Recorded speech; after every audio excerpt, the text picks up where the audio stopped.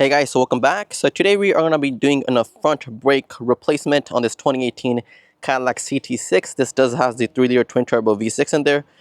And then about this vehicle, this is kind of not that rare, but GM really didn't make that much of these sedans. So people do get confused with the brakes on these. So as I said before, this is a 3-liter twin turbo, so these do come standard with these Brembo performance brakes. And the way you can tell is simply if you have a 3-liter. If not, then just look at these brake calipers. They're quite huge compared to the regular ones, and they do say Brembo right over there beneath that Cadillac logo. And then also, I was like checking on AC Delco's website. They're kind of giving you 3 different part numbers for these brakes. So these are the brakes which I'm going to be installing.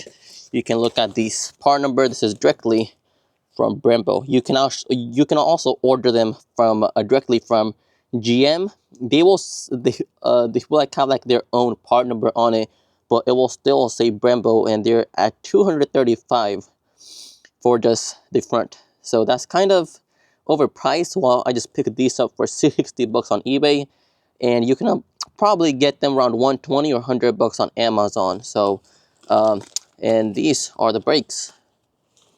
They do come really well packaged. Of course, these were open boxes, but still brand new.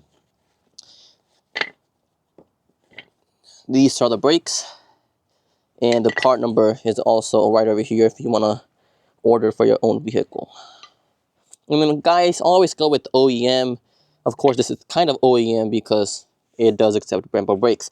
If you're not gonna go OEM, then at least use good quality brakes, because on this vehicle it was a whole mess. Someone actually put really bad quality brakes in this. As you can see, the rim is all filled with brake dust, especially on the other side, which I will show you right now.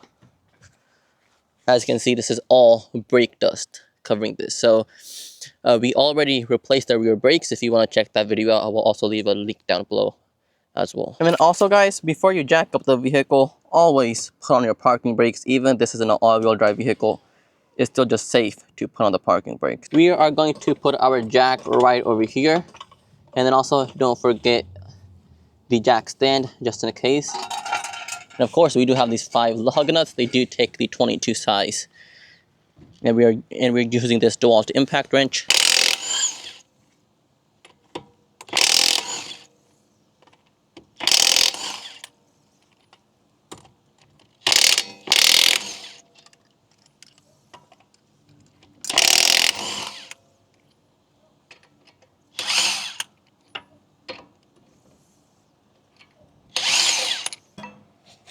There you go, our wheel comes off.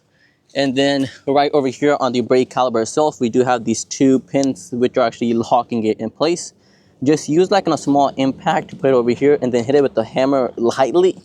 And then once this goes back, then just use a plier and pull it from the other side. Same thing goes for the bottom one.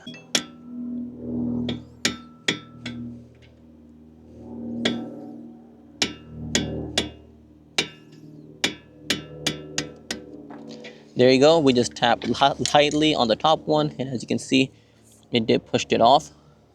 And now we're gonna do the same thing for the bottom pin.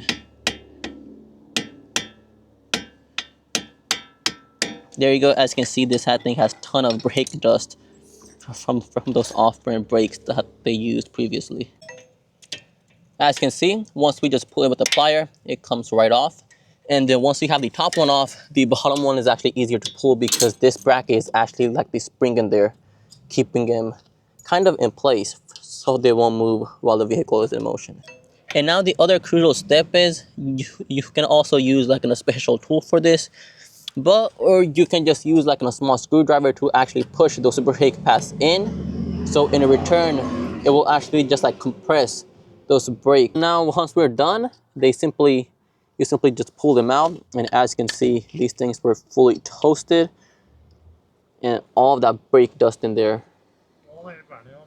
And this is the new one going in. So now the new one simply just slide in just like this.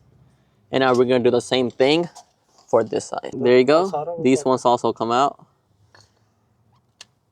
And so basically what happened was, as I was mentioning before, Never use these bad quality brakes in this kind of high performance vehicle. As you can see, this brake dust is unimaginable, and then also the dust is producing. Okay, and then also the other thing was, as we were actually using a screwdriver to actually close the pistons, always use the screwdriver on this side. If you put it on this side, you will actually damage those pistons inside, and it will start out a leak.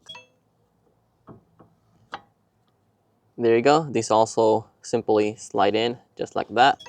So to start with the installation again, we're gonna insert the pins from the back side the same way, remove them, and then also use that bracket, which is actually kind of like spring loaded, to actually put compression on those pins so they will move with the vehicle when it's vibrating. So there you go, goes in. Now insert it on the front side, and once you have it in, just simply tap it out with a hammer and push it in. Okay, so now we have everything inserted, and as you can see, we can see these pins on this side as well. The inside, we use the hammer to actually push them in, and now we're good to go. We're gonna put the wheel back on, and then we will just like pump out the brake pads, and then it's good to go basically. That's it. And then always, for screw on these bolts, using your hands first, because if we just put in the impact and then just do it, it will just also mess up the threading as well.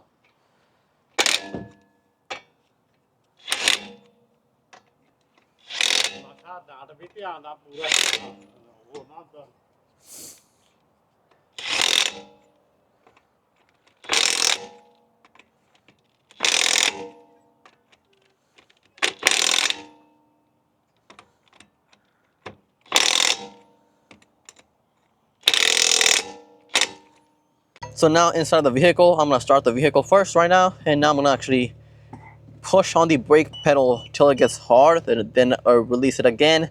Once it kind of just gets softens up, do the same thing again a few times. So we actually just like pump up those brake pads right into position. And then that's it, guys. And if you actually need any type of work done, we do have 35 years of experience, and we do live locally in the Dallas area. Feel free to call me or text me at 469-714-7669, and please do like and subscribe. I would like to leave the link down below for the brakes I used.